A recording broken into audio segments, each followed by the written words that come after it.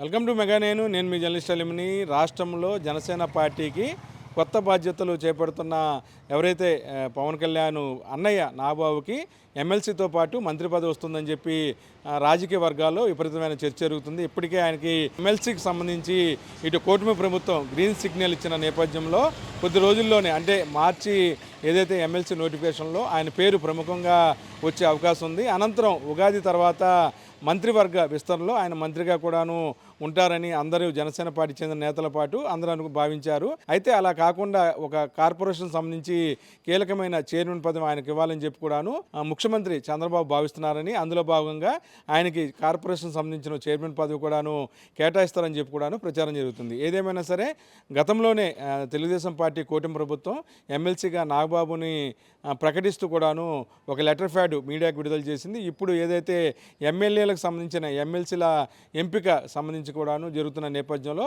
ప్రధానంగా ఆయన పేరు చర్చకు వచ్చింది. అలాగే పిఠాపురం అంశానికి సంబంధించి కూడాను వర్మకు ఈసారి అవకాశం లేనట్లుగా కూడా తెలుస్తుంది.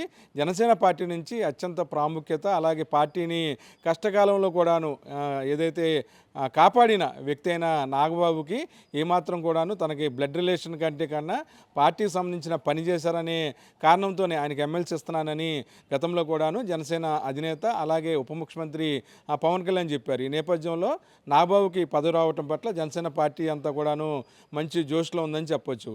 ఇప్పటికే రాష్ట్రంలో 21 ఎమ్మెల్యేలతో పాటు అలాగే ప్రధానమైన మంత్రులను కూడా పొందిన జనసేన పార్టీ ఇప్పుడు ఎమ్మెల్సీగా నాగబాబు ఏదైతే పార్టీలో ముఖ్య భూమిక పోషిస్తూ అటు తమ్ముడికి చేదోడు వాదుడుకుంటున్న అన్నయ్య నాగబాబుకి అటు ఎమ్మెల్సీ రావటం, అలాగే కార్పొరేషన్ ద్వారా ఒక మంచి చైర్మన్ పదవి కూడా రావడం పట్ల జనసేన పార్టీ చెందిన నాయకులందరూ కూడాను సంతోషం వ్యక్తం చేస్తున్నారు.